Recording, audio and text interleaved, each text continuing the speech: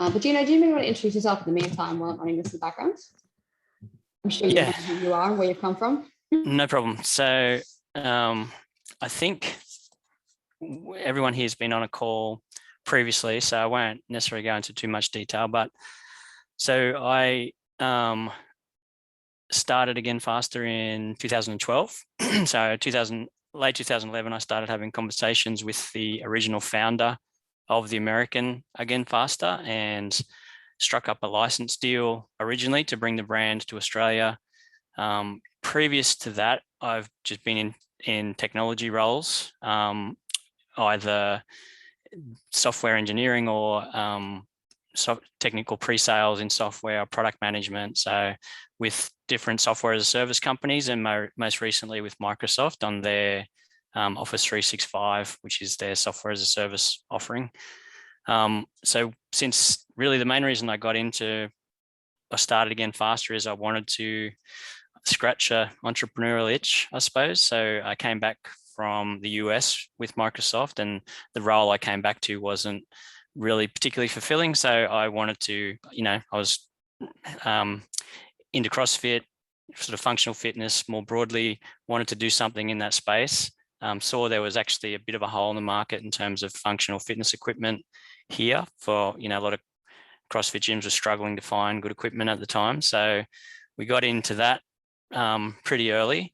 And then really since then, I've always sort of been drawn back to how to, take equipment and turn it into a recurring revenue model type product. So that's really was the beginning of the idea around to bring fitbox into the mix.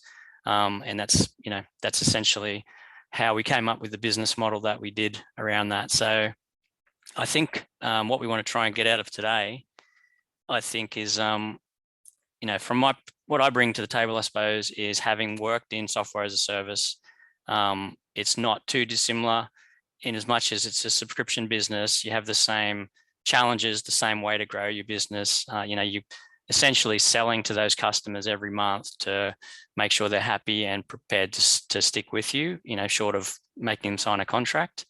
So I think there's a lot of, similarities and that we can learn from software as a service and apply to the gym space. And that's kind of been our approach. So cool. So yeah, as Hannah alluded to, really with a small group like this, the goal is to make this interactive. So more ask questions, learn from each other, as well as us kind of learning from you. But the idea is I just want to share like the framework that we use for managing and growing a subscription model business, which, a gym is. Today's sessions, we did the intro essentially, just talk a quick snapshot on what we're seeing in terms of the recovery out of COVID. Talk about revenues, traditional and diversification, like why look at diverse revenue streams. And then we'll have a quick look at how we're setting up Fitbox to enable some of these things moving forward. So as we talked about, my background is obviously in technology. My first foray into equipment for gyms was really a company we started called Ironbark Performance, which was sort of a side project hobby. Didn't really go anywhere, and we pretty much just sold into one gym and the membership of one gym, but it did, I guess, prove the opportunity out a little bit. And then Fitbox, as you're familiar with now. So in terms of what we're seeing and hearing post-COVID is kind of the gyms that suffered the most that we've seen are the big chain gyms. So we've dealt with the Good Lifes of the world quite a bit. We have a supplier agreement with them, and they're the ones, where members just cancelled overnight and stopped coming. So what we found was the gyms that were a bit more resilient are the ones that offered that extra level of service. A couple of things. One of the things that worked against these big gyms is they're often in shopping centers or in CBDs. And as those places kind of emptied, they were the most hit. And also they didn't really offer much in the way of value above and beyond access to the equipment. So, right away, instantly they went from their revenues dropped to almost zero. Whereas what we found is the smaller gyms or the more boutique or high service gyms were a little bit more creative in hanging on to members, whether it was loaning equipment or providing online services. But coming out of COVID, I think the slowest recovery will be those big CBD gyms, because people just aren't now, going into the city as often. They're spending more time working from home. They've kind of got used to more flexible work environments. So I think, in terms of recovery, they're going to be the slowest. And until that happens, there's a bit of a land grab. I think the pie is also bigger now. We're seeing a lot more people, I guess, acknowledging and caring about their health and fitness. They realized that a lot of the people that did get really sick through COVID or that died had some sort of comorbidity or, weren't particularly healthy anyway. So that increased awareness. I think even out of the last lockdowns, we saw a lot of gyms come back bigger and stronger and, more members than they had previously, pre-COVID. So that the other one is the life balance. So what we're seeing is a lot of gyms, they're out of general hours classes. The 5 a.m. class may be a little bit down, but the 7:30 and the 9:15 classes are well up. So I think the extra flexibility that people have now is translating to, to when they have time to go to the gym. A lot of people now are looking for places close to where they live as opposed to close to where they work. So I think that's, another one of the factors. Again, the move out. So people either working more from home or actually physically moving further away from the cities.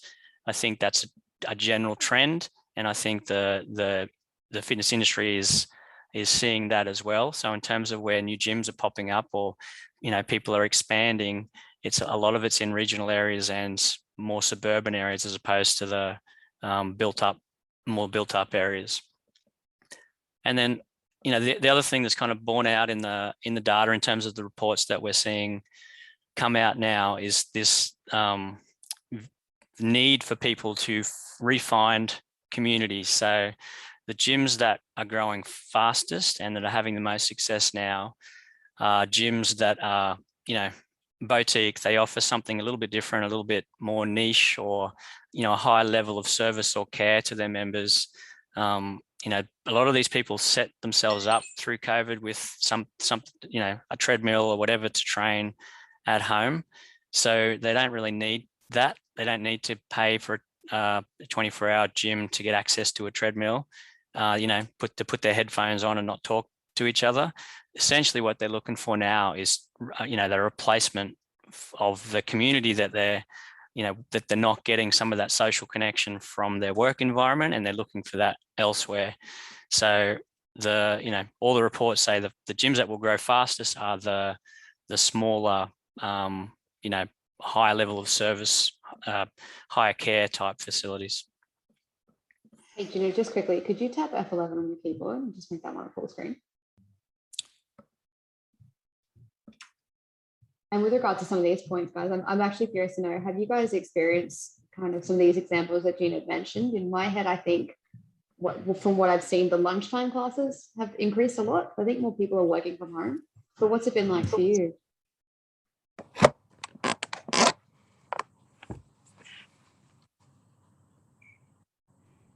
Oh, do you guys get that? I'm able to speak to that.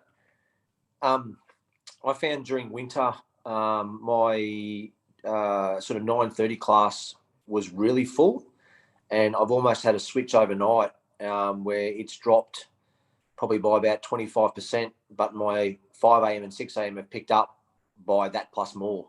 So I can't speak to the COVID side of it because I smartly or stupidly started my business during COVID. So I don't have a pre or after COVID experience, but I've definitely noticed a winter into warmer weather shift. My 5 a.m., 6 a.m. this morning were 80% full, which is quite unusual for 5 a.m., 6 a.m. But my 9:30 has definitely dropped off. But that's, I think, more to do with time of year than it is to do with COVID.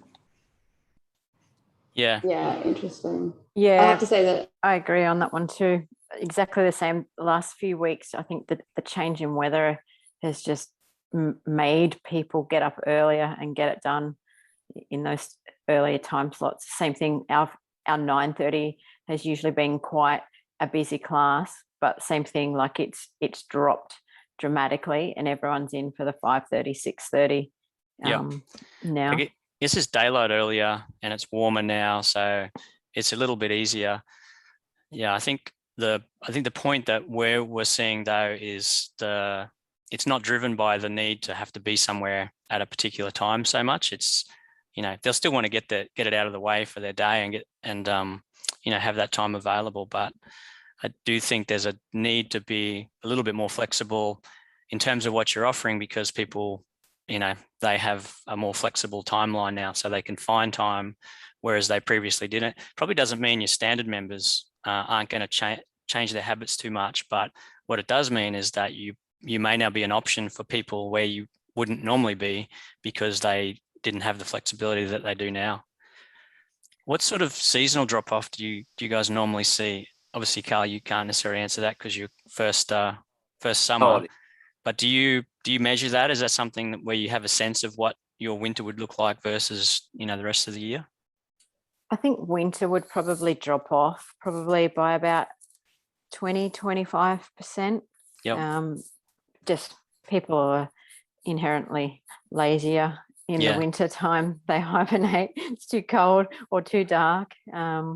Is that attendance and membership, or just one? Mainly just attendance. Like Yep. the membership stays. People just get lazy and just go, oh, it's too cold or it's too dark, I'm not going to get up. And you see a pattern of it for a number of weeks, and then they'll pop back up and realize, oh shit, I haven't been to the gym for 2 weeks because I've just stayed in bed instead. And then it's one of those things where they make that decision, and then by the end of the day when they're tired, they're not going to go. So if they're a morning person. Or they've had a shitty day, they're just going to can it completely. One thing that we have found, and I've found over the years, and particularly now having had moved the gym, for us, a make or break thing, not a make or break, but it's been a big factor in a number of the new clients that we've obtained since moving, is the fact of having a shower and bathroom facility at the gym for people to go straight to work. So that's sort of been a big thing that I've noticed as a question that's come from people in that respect as well. Were you getting asked for that previously at the old place, or is it just you've noticed new people because you've got it at the new place? A little bit, but probably not as much, and it wasn't utilised where we were in our location at Mermaid Beach previously. But now that we're out at Nerang, which is sort of closer to people's homes because it's more suburbia in that different residential demographic area, as opposed to being a beachside location, people I'm finding sort of it's more of a question that people ask now, and so many people take advantage of it, which is great for them because it's convenient, and then they don't have to waste extra time going between home and that to get to work, or if it's on their way, if they've got to travel north, it's easy, and vice versa in the afternoons. And Shay, just jumping in, obviously you're in a bit of a unique position because you just kicked off your new box with the affiliation and everything. But is this seasonal downturn something that you guys have already been thinking about or planning, or is this something that's now probably on your radar or needs to be? It probably needs to be. I already see a downturn in certain members just because of the kind of work they do. We've been really lucky. Most of our guys are essential workers and work in transport or prisons or, stuff like that. So their work has actually picked up, which then makes it a lot tougher for them to get in, even though we do have the the 6:45 p.m. class, by that time they're done. No one utilizes that class. Like, I've only got one person that uses that class, and he's only started this week. And that's because he is just so all in that he's like, I'll leave work at Morningside at 5 and I will be here for the 6:45 class 3 days a week. Hey, new members. That's great news. Oh, I'm actually in the middle of 2 different conversations with 2 more people, and I've got other people in the works of coming in.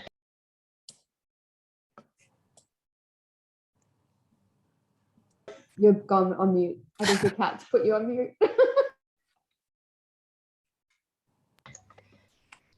Painful child. As soon as I sit down at the computer, he's like, oh, we're working? Cool. And lays on top of it. Yeah, so we've got new members coming in now. I'm getting asked for a 9:30 class, which is great. The shower is one thing that was a non-negotiable for us. None of our boxes around us have a shower, so that sets us apart. We're now, especially with the open day coming up, we're in a position where we are having to talk to our landlord and say, look, we don't think we're going to be able to stick out the 2 years. And we're very lucky that he's got new ones being built behind ours next year. So we're already having to look at that. And a shower is, again, something that will be a deal breaker for us. At the moment, none of my guys use it, but it's just me and Troy that use it. But it means that we can get our training in and shower when it's convenient for us, and so that we can get in and coach. Well, me anyway, because Troy's not qualified yet. Oh my God, go away. I love that your cat's as engaged in the academy. This makes me really happy. Oh, he literally doesn't care what I'm doing. It's like, no, just this is me. Pay attention. Well, I guess but this hopefully segues we nicely don't see into too much of a downturn. Yeah, sorry. No, absolutely. And obviously go that away. you want to be working in planning with that in mind at all times. The gym operates around year round, and making sure that you're on top of this before it happens is a good way to ensure that you're not as affected by it. Yeah. I think our guys are big on competition. So I think we're starting our competition class very soon because, the new season is going to start next year. We'll start seeing more comps pop up. I think in the winter, to sort of try and sort of limit that drop off, will be like really focused on competition training and, doing extra classes to sort of get movements that they're working on, just to try and keep them. Because after the open, everyone seems to drop off. They're like, oh, that's done. Like, we'll take a break now. So it's trying to keep them fired up after that. So that's my plan at the moment anyway. Just on that, I'm not focused at all. I actually find it a bit of a distraction for a gym. So I don't discourage it, but I don't overly ever plan on pushing for the open. I mean, I've got a lot of members that want to just compete. And most of them are intermediate level. They're not, high intermediate level, but the open and the way it's structured with not knowing what's coming, you have to change your programming, you got to back it off. I think finding a lot of my athletes it actually sends me backwards in my fitness. So the open's something actually we're not going to be overly focused on. We'll just continue our normal programming and we'll just see what pops up on the Friday and Saturday. Because I find that's interesting, because it allows each gym to sort of put their own stamp and personality on the way that they approach the open. It's an opportunity rather than something compulsory. Together, but I'm not going to drop everything for 5 weeks to just focus on that, because none of my members are going to the games, and although it's fun, it's not the drive that keeps them coming in. I've got to be focused on making sure my members are getting that the core group of the core fitness that they require, not programming for an open that really is one workout once a week. So yeah, it's something we've been discussing as coaches, because they've all got slightly different opinions how we should approach it. But yeah, it'll be an interesting lead up to that, I think. And in a way to loop this back to where we're going next on this slide that Gino's just brought up as well, the Open's an interesting example in that really a box doesn't gain any additional revenue by running the Open or encouraging their members to participate. So that participation fee, of course, goes to CrossFit. So, you know, in terms of generating additional revenue for the business, does it have its place? Questionable. Like potentially there's other things you can structure around those events, but there are certainly more ways that we can look to increase revenue coming in the door. Gino, I'll give it back to you. Sorry, I feel like I've been hijacking. No, not at all. Cool. So just in terms of the framework that we use, really there's kind of 3 levers that you can pull with a subscription business to grow your revenue. You can get more members, you can do a better job of keeping members, I guess, retention, or lose less members, or you can get more revenue from your existing members. And the 2 ways to do that, one is increase price, which obviously has limits to how many times you can do that before people start leaving.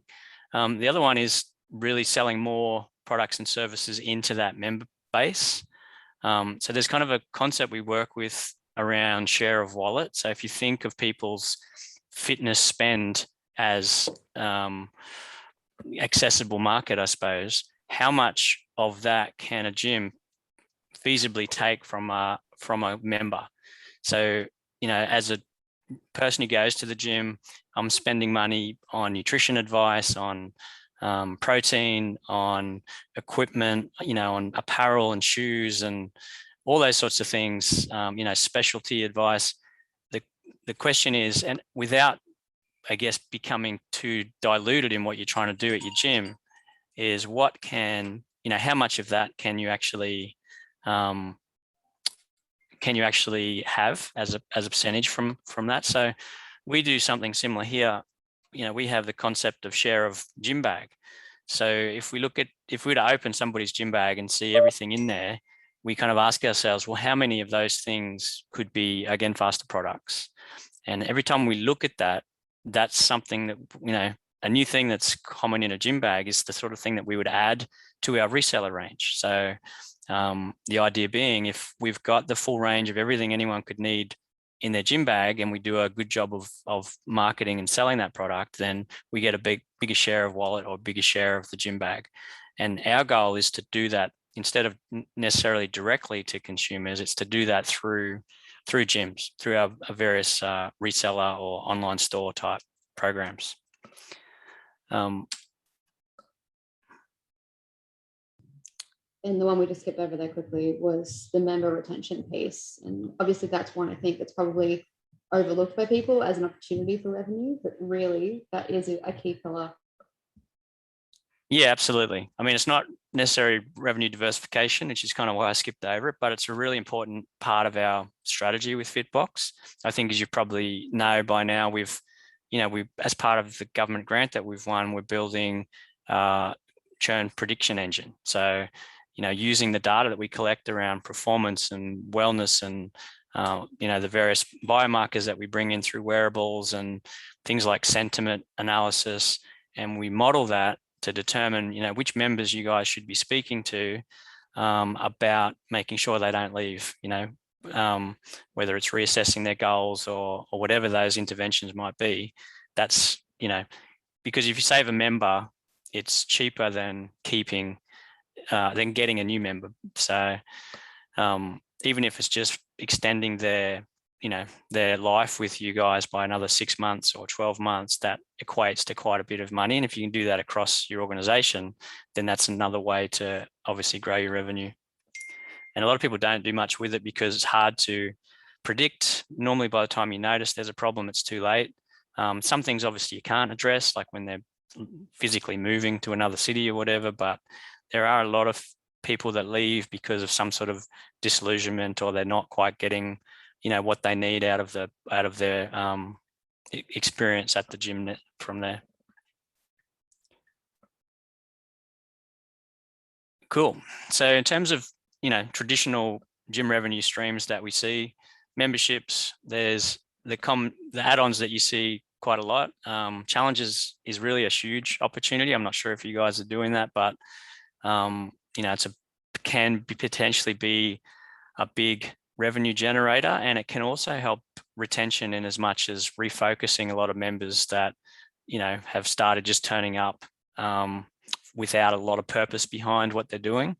So I think that works well. Workshops is another one. You know, these guys who are keen are seeking this from somewhere, whether it's you guys or somewhere else. You know, if they want to learn how to do handstands specifically, or whatever that might be, they're either on YouTube or they're actually going to like specialist seminars or whatever to learn those sorts of skills. And the other one is like additional training tracks. So, you know, as an add-on to a membership, you might have a comp, a squad, or a gymnastics or a weightlifting stream. And they're kind of the more common ones we see. And then obviously merchandise. And a lot of gyms don't do a great job of this just because it's a bit of a distraction and there's a bit of work involved. You know, what we see most often is people start with good intentions, but then they sell down what they've got. That doesn't get replaced very quickly. So people stop buying, and then all of a sudden it's an initiative that's not making any money. So I think gyms that do this well are actually, you know, they're getting a good portion of that share of wallet that we talked about before.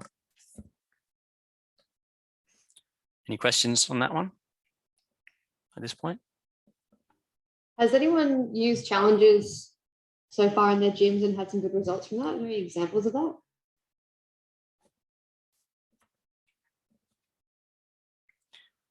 Is there an aversion to that sort of thing? Is it I guess the additional work, or you think it's wouldn't be popular in your community? Or do you mean like an 8-week challenge to get people? Yeah, exactly. in?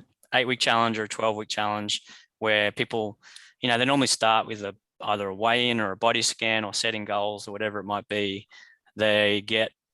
From there, they get a bunch of advice on their training, on nutrition.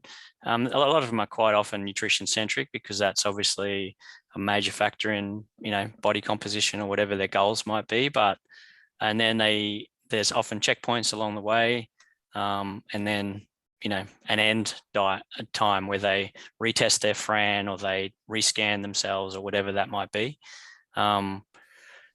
I think, you know, it's a little bit easier for them to commit to extra effort when there's a finite period, as opposed to, you know, an open-ended type thing. I mean, that's one of the things in my mind where the open is potentially not a bad thing. If they do value that test, then you'll find that their efforts in the lead up to that reflect how much they value, you know, where they sit on that result. But yeah, other than that, in and of itself, it's not a good revenue generator, but it is often a good carrot to hang there as motivation for your members. Cool. So purpose of diversification. So we kind of look at diversification in two ways. One is risk mitigation. So, you know, spreading the risk, I suppose. So a good example of that is through COVID. So, you know, if you have an online training or a nutrition programming or just a programming arm to your business, you know, it's generally stuff that you're doing anyway, but to be able to productize that and sell it into your membership base, or even more broadly beyond that, if there is a situation where you do have to close the doors for whatever reason,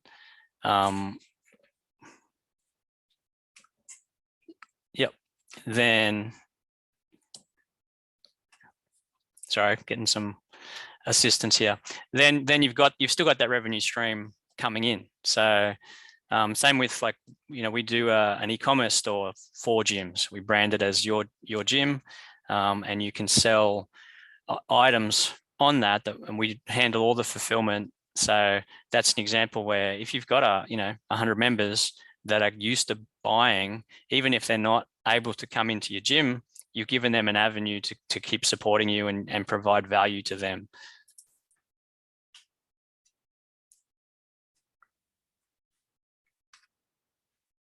cool. Oh, okay. So here's the example of, I guess, what was affected as in during a lockdown.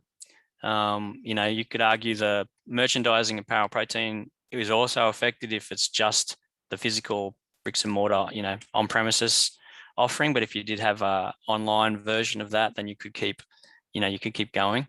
But for the most part, all these things are impacted by a closure like COVID. So the other reason for diversification is new opportunities. So we've kind of touched on some of these things, but for us, this is kind of how we look at how other ways that we can add value to a gym. So obviously, traditionally, we're an equipment company. We try and do a really good job of that and, you know, fulfill your equipment needs.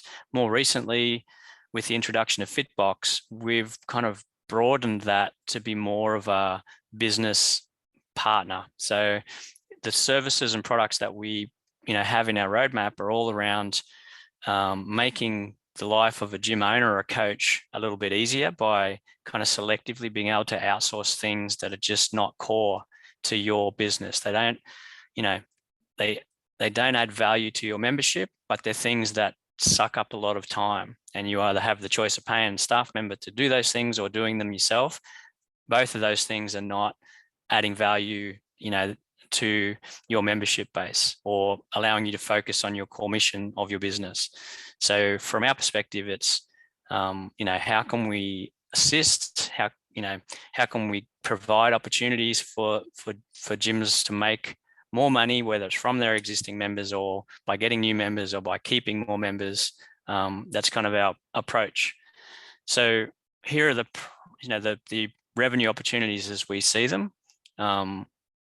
Nutrition resale. So obviously that's a pretty obvious one. I mean, gyms currently spend a lot of money on things like Fit Aid and protein. They don't always make a lot of money on those things, depending on who they're going through. They're not always, you know, good margins in that stuff. But I think once you get, you know, the model right, and you can partner with someone who does provide a reasonable margin, particularly if the overhead of managing that stuff is lower. And by that, I mean, if it's a good system, if it, you know, gives you a list of what you need to top up, manages the commercial side of that, whether it's allowing a member to put it on their membership or, you know, tap and go a card or whatever that stuff is, anything that creates a manual overhead for these things just almost defeats the purpose, because the extra time you've got to put into that stuff, keeping it up to speed, almost cancels out the actual extra benefit from the revenue from that, particularly if it's not core. And if you consider what your core is, you know, why you got into a gym generally is to kind of, you know, help people get fitter and healthier and, you know, on that journey. It's not necessarily selling something to them, but if that's something that helps support your business and can be managed easily, then that's kind of how we look at it. So equipment and accessories, you know, again, this is that share of gym bag idea where there's no reason why you can't be the person providing all that stuff on their fitness journey. Online programming, take-home programming, meal plans, and nutrition advice. So some of the partners we're working with in the ecosystem for fitbox will be rolling out that type of thing. So what the product would look like for you as a gym owner is you make it available to your members.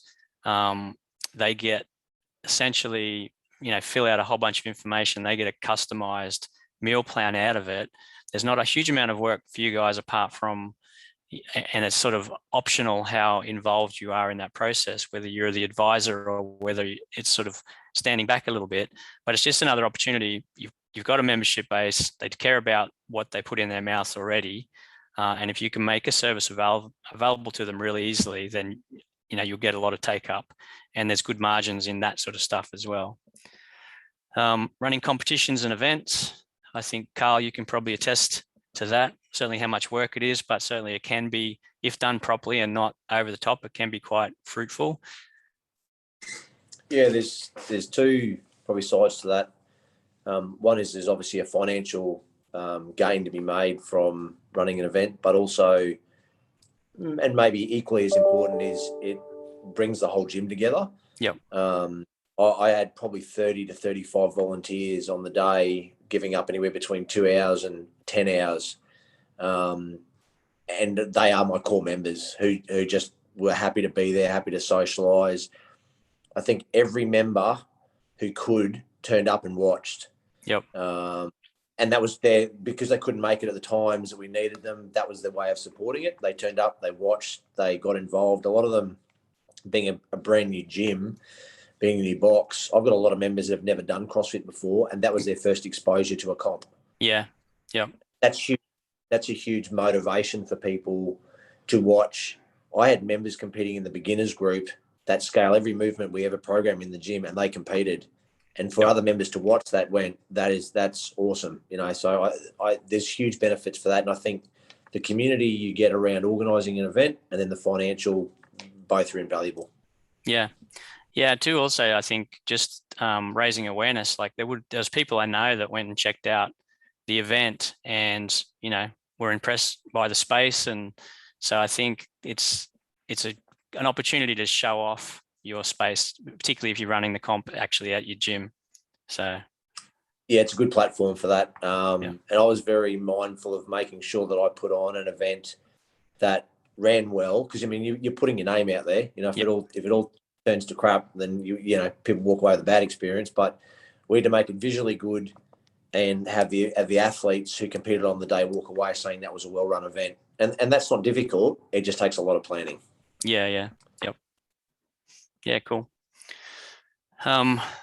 So holiday programming, kids programs, I think can be really lucrative, specifically through the holidays. Teens programs and whatnot aren't always, the most, I guess, lucrative, but they often attract the family unit. So, I think you get more people just by having something for teens, but then specifically the holiday programs, I think, because if you think about what the alternative is for a lot of parents is some sort of childcare and all those things are expensive. So there's definitely an opportunity, and we're seeing people really maximize that. They do a lot of their business just through those holiday periods because they run a great program around that stuff. In fact, I can tell you 2 gyms that we've recently, been involved with quite deeply, that their kids programming represents a larger portion than their adult programming. So it really is a huge opportunity in the market right now. Yep. Merchandise. So, we do a custom apparel option where your members can order one product. There's no minimum order, and you can make 25% out of that, and with no actual upfront cost. You're not buying print screens or anything like that. It costs you nothing. Or we can do the more traditional, drop of apparel where you can actually make a little bit more margin, but there's minimums that you've got to manage, and there's a little bit more work to that. But we have both of those models, and that can be a big one. Generally, a lot of gyms do it a couple of times and then it just becomes difficult.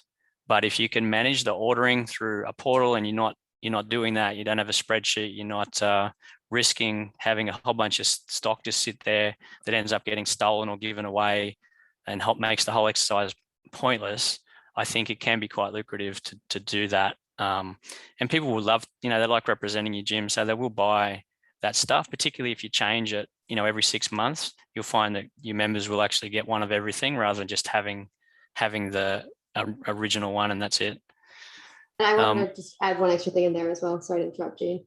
In terms of having those planned merchandise drops, I guess a key part of that is a slight sort of reinvention on what you're offering. So a good thing to remember is that not all of us, of course, have the design prowess of, somebody amazing, but Fitbox design services is also where you can pull into that, because all of you guys are Fitbox customers. So you can put your credit towards, let's tweak a new logo for the summer's merchandise. Let's make a summary version of here's what we have to offer. And that way you create that new sort of wanting for something fresh, but you're also getting somebody to multiply purchase different versions of your brand. So they're still going to wear it more and want to get more of that as well. Cool. online education courses, specialty classes, sublet. So this is another common one that's not always easy to do, and it's often based on your space. But have you guys ever considered subletting, or either to a external trainer to come and use the space, or if you've got a room to like someone with a complementary business like a physio or a massage therapist?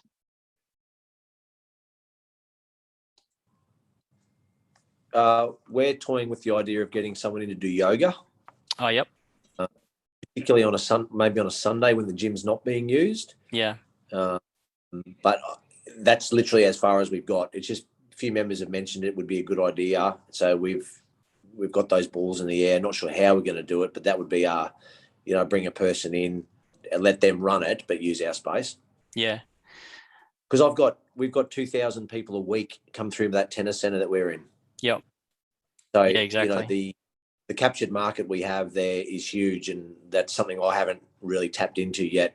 I'm still obviously trying to build the foundations of what we're doing, but we need to tap into that. It's a huge number of people that walk through there every week. Yeah. I think it's always a challenge for gyms. You've got an asset that sits there empty for a good portion of the day. Some people will do a 12 o'clock class, or if it makes sense, but the holy grail is really having that asset working for you the whole time. So whether that's, I've seen people who have schools come through the middle of the day, or, they lease it out to PTs, or whatever those options are. I think, if you can have that space generating income, it doesn't have to be super lucrative, but it's all kind of cream, because otherwise it's sitting there not doing anything. So yeah, it's funny you say that. That's actually where Scott is at the moment. Today he's running a at-risk youth program in his gym this time of day now. So he won't be making our future sessions, but he's doing exactly that, which is cool to see. So Renee, did you have something to add on that one? No. Cool. And then 24-hour access. So I know the trick there a little bit is things around insurance and the need for cameras and that sort of stuff. But there are a lot of people out there that want to use functional equipment, and they don't have a lot of options around access. So that's the sort of thing that's, not necessarily just your existing membership, but something that could potentially open up your business to more broadly. So cool. Did you want to talk through this one, Hannah, given that it's your pet meme? Guys, I love a meme. You know it. Let's be real. So essentially what we're getting at here is that there's a base level at which you can get into the business and own and run your gym, right? So people are going to come and use your equipment. You can add a new layer onto that, which I think is probably where most of the CrossFit sort of space exists, is that people come to use the equipment, but they're also instructed how to do it, what exercises to do, and the programming around it.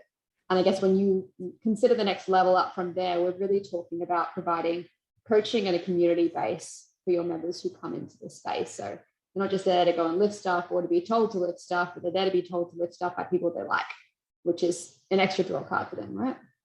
And then going on from that and kind of hitting that God tier of health and fitness delivery is that people come to be guided on their health journey and choosing to do that with you because of the specific product that you actually provide for them. So if we're hitting through these different sort of tiers, what you ultimately want to be able to do is not only increase your member loyalty and retention, but also the value of that member to your business from a financial standpoint over their lifetime of their membership with you. Does that all make sense? There you go. Who would have thought a meme could be so educational? Yeah, I think that's the holy grail, because obviously as you go down, you're adding value and you're essentially getting that greater share of their health or their fitness wallet. And that's where I think the direction, that's where you want to get to. Okay, so this is our last slide. It just gives you a bit of an idea of, in our approach to this. So when we look at independent gyms in particular, we look at, okay, how can we help them, almost give them the benefits that they would get from, say, a franchise where you have support services, you have processes that have been defined, things that, most small gyms have very similar challenges, and there's generally a good way to solve each of those challenges. So if we can help be prescriptive around that and provide things so you can selectively outsource and then focus on the things that are really kind of core and important to your business. So when we look at this, with Fitbox at the middle, these services in the middle here are all kind of curated so that they fit this idea of the blueprint for a successful gym. Obviously, what you don't get with this is the restrictions around how you brand, what product you have, all those things that I guess are the bad part of a franchise, along with the price tag you don't have. But our goal is, to enable you, I guess, because our business model is based on how many members you've got, it's in our interest to help you grow that number. So that's kind of the process. So we can help you get more members and help you keep more members, and free up your time to be successful, then we win as well. And that's kind of the goal. So these things in the middle here are all around that blueprint of a successful gym. And then these things on the outside are our ecosystem partners providing other services that selectively make sense, but aren't offered by us. And in the way that is reflected is the items in the middle you can spend your credit on, the ones on the outside you can't spend your credit on, but you can still pay for through Fitbox. Does that make sense?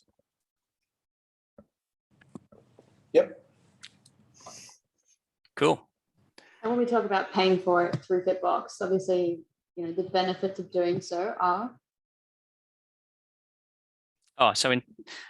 It's just convenient for the most part. Like, obviously the credit one's pretty straightforward. So if you've got money coming in and you've got things to spend that money on that you would have to do anyway, then essentially what that means is you can use our platform for free, because there's value in the things that you've spent your credit on.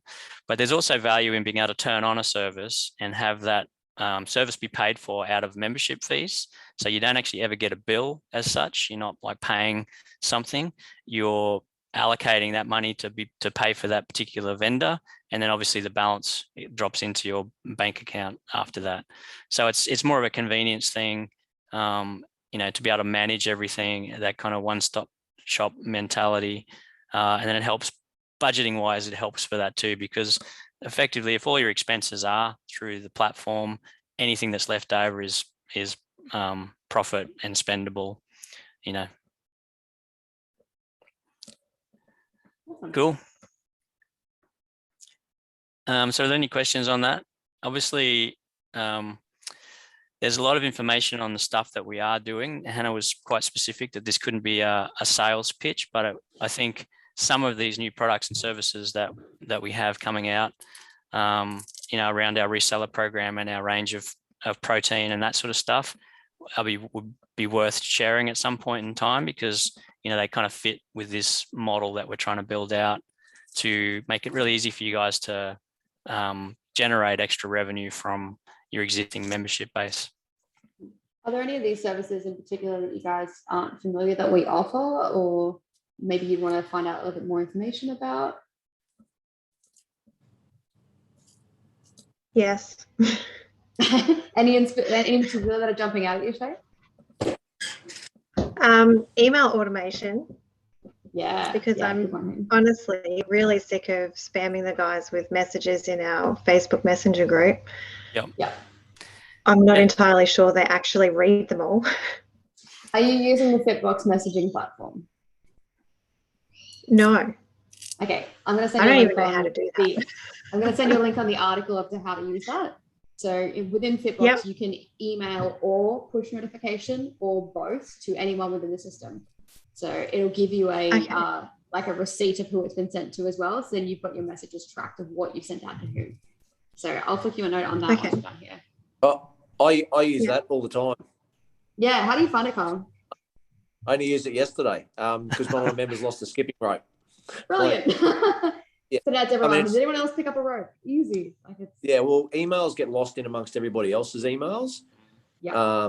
Whereas at least with that, you're sending it directly to the members. They see it in the app, and then generally they'll see that there's a message there and they read it. So And they can reply to it too. So that's the strength. Like somebody does go, oh crap, I did pick up that skipping rope. They can immediately message Carl back and be like, hey, sorry, I've got it. I'll drop it in tomorrow. yeah, well, and even things like we've notified everyone about the Christmas party. I mean, we still use the normal social media platforms, but I find that's a really good way of making sure people who are current members actually see it. Because again, not everyone's, all over Facebook. They don't necessarily go into it all the time. My demographic is probably older than a lot of gyms.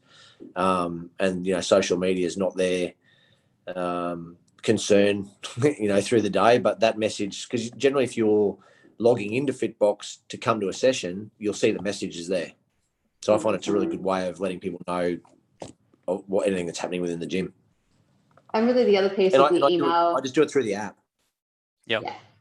Yeah. The other piece of the email automation. So I just open up, message, select everyone, type the message, send. Sorry, Shay, in regards to particularly where you're in the stage of growth being, one of the newer gyms, the coolest part about email automation is that to get a prospective, member's email, whether that's through an online form on your website or a sign-up sheet, somebody you can immediately have all of these things automated. Just, hey, how you going? Thanks for showing your interest. Reach out if you have any questions about CrossFit. Maybe next week it's like, hey, did you know we offer these kind of classes? Or here's what makes us special. And once you've got their email, you can just set up this chain of actions that happens independently of you. So it does your lead gen for you. It's a really cool piece. I think you mentioned something about that with, I think it was Ian, with like the 2 days in between the message and stuff. It. And you were saying that you've got the platform that already sort of does that. Yeah, so it integrates with Fitbox. Yeah, so there's all of that is stuff I'm looking at. Yeah, we use a tool called Active Campaign. So we essentially resell that tool, but ours is templated with all the various scenarios. So, a prospect or someone who's done a drop-in, or it's a member's birthday. There's a whole bunch of things that are based on a trigger. And that trigger can be a lot of different things, like manually or someone filling out a form, or, they hit a personal best, or there's a whole bunch of things that can trigger off an automation. And then an automation is a series of communications, and that can be in an email, it can be a text, it can be a message to you to let you know where they are and that they've clicked on this button or they've viewed this website. So it is pretty sophisticated, and we've tried to simplify that, given that most gyms have a similar needs in terms of how prospects are managed and all that sort of stuff. So again, at the lead management side, we're trying to simplify that and get as many new leads in the door as possible. So once you convert them, then at the other end, we're providing predictions around churn, so you can keep members as long as possible. And that's kind of our goal is that you're spending 90% of your time on the things that are actually adding value, whatever that might be, organizing something for your community or actual coaching, if that's what you want to do, that sort of stuff.